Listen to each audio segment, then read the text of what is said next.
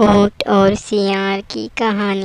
ऊँट ने सियार को अपनी पीठ पर बैठाया और नदी के पानी में तैरने लगा। कुछ ही देर में दोनों तरबूज के खेत में पहुंच गए। वहां दोनों ने छक्कर तरबूज खाए। जब सियार का पेट भर गया तो वह खुश होकर हुआ हुआ की आवाज़ निकालने लगा।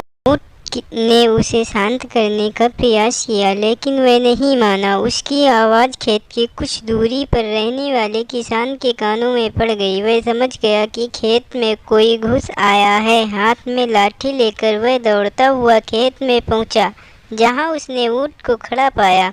किसान को देखकर सियार पहले ही भागकर एक पेड़ के पीछे छुप गया।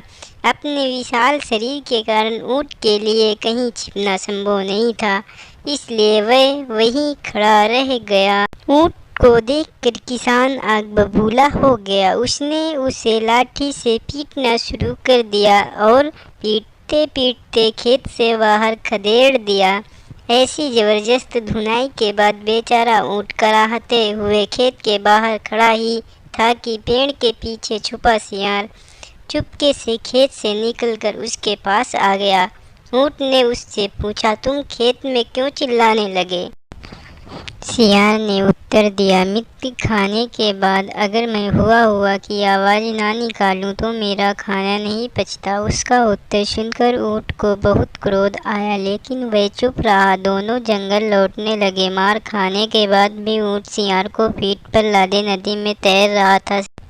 सियार मन ही मन बड़ा खुश था कि ऊँट की पिटाई हुई।